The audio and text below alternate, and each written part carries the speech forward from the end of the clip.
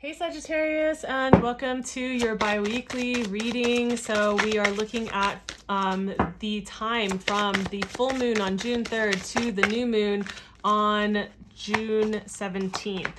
We're doing a little bit of a different reading this round. I'm pulling different cards. I'm actually pulling more cards than I normally do, but I'm just experimenting with this, so we're going to try it out. We're going to be looking at one shadow card, this one, that has to do with any kinds of beliefs or shadows that might be holding you back from creating the life that you want to create. What is the linchpin that is like holding you back, that if you were to address it would actually move the energy, move the stuckness, move things forward? And what kind of advice is coming through to help with clearing this up, with starting to get this energy moving and starting to clear it out, right? So I thought this would be appropriate because we're looking at the space of time from the full to the new moon, which is the waning phase, right? This is where things are releasing, where it's a time to kind of like maybe evaluate like what needs to stay, what needs to go, right? We have this opportunity every month. And so with the moon's energy waning and decreasing, and it can be a little bit more internal, I think it's a good time to look at these kinds of questions. I also want to still take a look at, a contrast to that, which is like, okay, here's what's blocking you, but how can you be in action? So we're also going to take a look at, with my new deck that I'm in love with, it's got like a new deck. So we are going to look at how you can be in action, in which ways can you be in action that are going to help you align with your life vision and with your values. Also, what kind of advice do you have for navigating the next 2 weeks? Just an additional, like, how to ferry you to the other side of this moon phase. What kind of advice is coming up for you, Sagittarius? All right, Sag. So let's get those in frame. Let's start up here and work our way down, just because I think it's nice to end on a lighter note, right? So, wow, Sag, this is a hard one out of this deck. You know, this deck is meant to be triggering, provocative, shadowy, upsetting, whatever you want to call it, dark, right? And here we see a really, really dark image, right? And it says envious gluttony, but I think the way that I relate to this card is just that, like, the ugliest parts of ourselves that we have convinced ourselves that either we've dealt with, and so we've shoved them off to the side, like we've dealt with them enough, and it's like seething and growing and festering in the background, or these ugliest parts of ourselves that we fear, that we really haven't looked at in depth, and that we're afraid to show anybody. And they become like these kind of beasts, these monsters that lurk in the dark, that are like hungry monsters. That's where the envious, like the gluttony, well, the envious, I don't know why they put that on this card, because honestly, like every time I've ever looked at the meaning for this card, it just has nothing to do with with envy. But I would say like that gluttonous part of wanting, like the monsters, the shadow wanting to consume and not realizing how much damage it's doing by us not turning to recognize it. I think there are some things that might be coming up for you, probably that have come up and stoked like the fires a little bit, in terms of like just knowing that there is something shadowy there that needs to be addressed.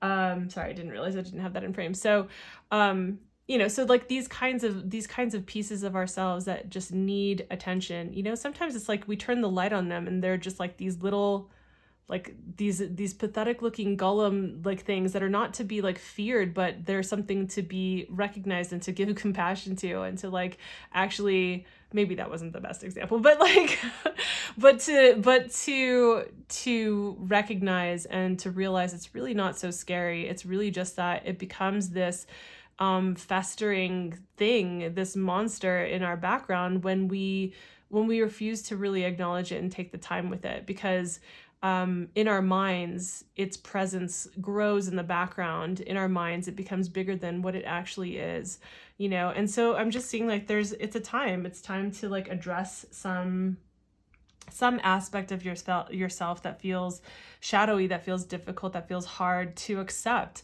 I'm guessing that it's probably already come up, or that it's coming up during this period of time.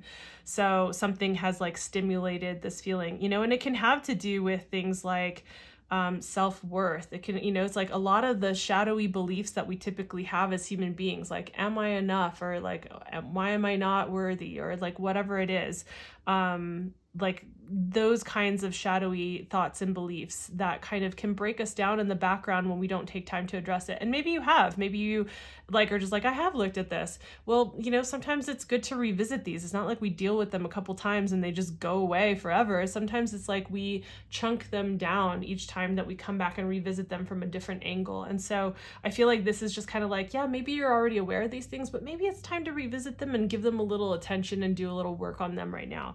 So I also feel like for some reason this is, well, not for some reason, well, because of this card here, your spiritual advice, I feel like this is actually showing that this is for a reason. This is because you're meant to step into the next level. You're being asked to step into a higher vibrational frequency, to step into a higher version of yourself.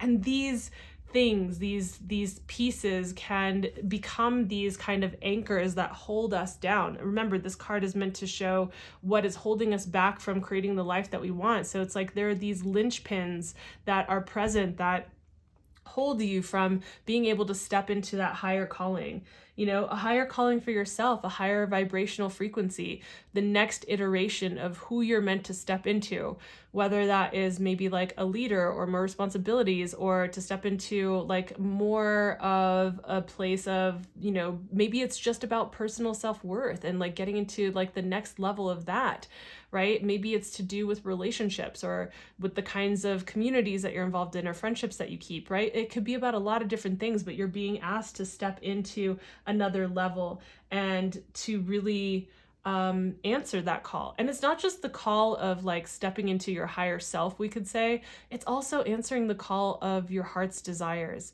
Like, what do you really want, Sag? What do you really desire? And especially like, full moon in Sagittarius, that's how we're starting off this reading, right? So, it's your sign, and this can be an adventurous heart, an expansive heart, a fiery, flirtatious, loving, amazing heart, right? And so this is like, you have an opportunity to ask yourself, like, what is this grand adventure, this grand version, this next iteration? What is your heart's calling? And to step into that, like the moment that you envision stepping into that, or you feel into that, you probably already get like the nagging, like limiting beliefs that come in, or pieces of yourself that you feel like are just not good enough, or they're holding you back or holding you down. Those are the ones that when you feel that, when you see that, when you hear that, those are the ones to address, right? So that said, let's move on. I want to keep these short. What is the advice? So we're looking at like what held you back, what to do about that, what's holding you back, and then how do you need to be in action to align yourself with what you say your values are, right? Check your values. If they're still your values and you're not acting in accordance with what's aligned with that, it's time to check your actions. So we're looking at your actions and what actions can you take to align with your values and with the life that you say that you want to create, with what you feel you really is your heart's calling that you want to create. And we have the Strength card. I'm loving the Strength card because it's a beautiful mirror for the message that we just got in this card. What a contrast, but it's a beautiful mirror for that. The Strength card definitely speaks to, yes, of course, courage and strength, but what kind of courage and strength? It's the kind of courage and strength that comes from being able to sit with our beasts, our internal beasts, to be able to sit with our shadows, to face them, and to, as the maiden does in this depiction, is to, with compassion, with presence, with love, with gentleness, with acceptance, with empathy, with the strength of heart to love openly ourselves, our own fears, our hopes, to hold them. And once we're able to tame the beast, we can walk beside each other. The beast walks beside her. In a lot of other tarot cards, you just see the beast walking beside her, right? Or she's petting it as they walk together, right? And so there is this integration of like, yeah, okay, like that kind of strength requires so much bravery to not fight it with everything that you have. Sometimes fighting it is necessary, right? Sometimes fighting, like going at it full force, is necessary in life. but this is a time to recognize with empathy those things, to love them into the light, essentially. And that sounds cheesy as hell, but it gives you a sense of like what this card is saying. Gentle strength, I guess, is one of the ways that I would put this. It's like being calm in the face of adversity, or in the face of like, you know, like let's say we were gonna like ninja style or samurai showdown, right? And having the calm presence and the ability to go into a situation with clear mind, clear heart, clear presence, and unflinchingly, like the kind of strength that takes, you know, or that it would take to confront a predator animal, right? To be in the presence of that and to approach it openly and with that kind of courage. So then we go and look at what kind of also spiritual advice you're getting for the next 2-week period of time. So again, like what's going to help you navigate over this 2-week blip, right? It's just going to go by so fast. What's going to help you kind of move through that? And we have the 5 of Pentacles.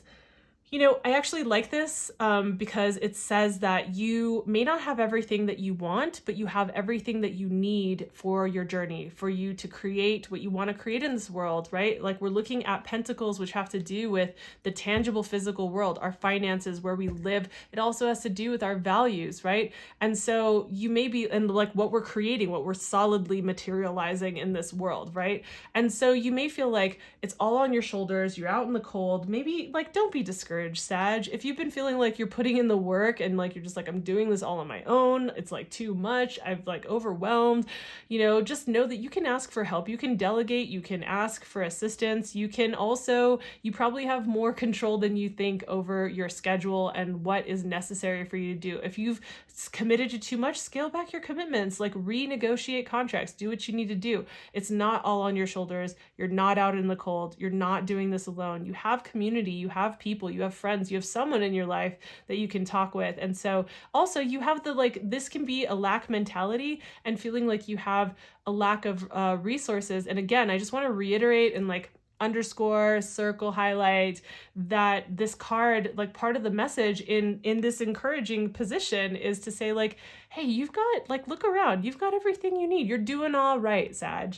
You're doing all right. You got everything that you need to be able to create what it is that you want to create. Again, you may not have the level of finances that you want. You may not have everything at your disposal that you want in terms of resources, but you got everything you need. And that's a great thing. So just remember that as you're going through this period, as you're looking at the shadows, as you're like answering the calling of your heart, as you're integrating these things, right? Like there's a lot of integration happening here, a lot of looking at holding these things, which can be challenging. So, and that can be sometimes like a lot of weight. It can feel like it knocks us down a little. So just remember, you're not knocked down. You got this. So I hope that this was helpful and insightful. If it was, please consider giving the video a like. It does help as I'm building the channel.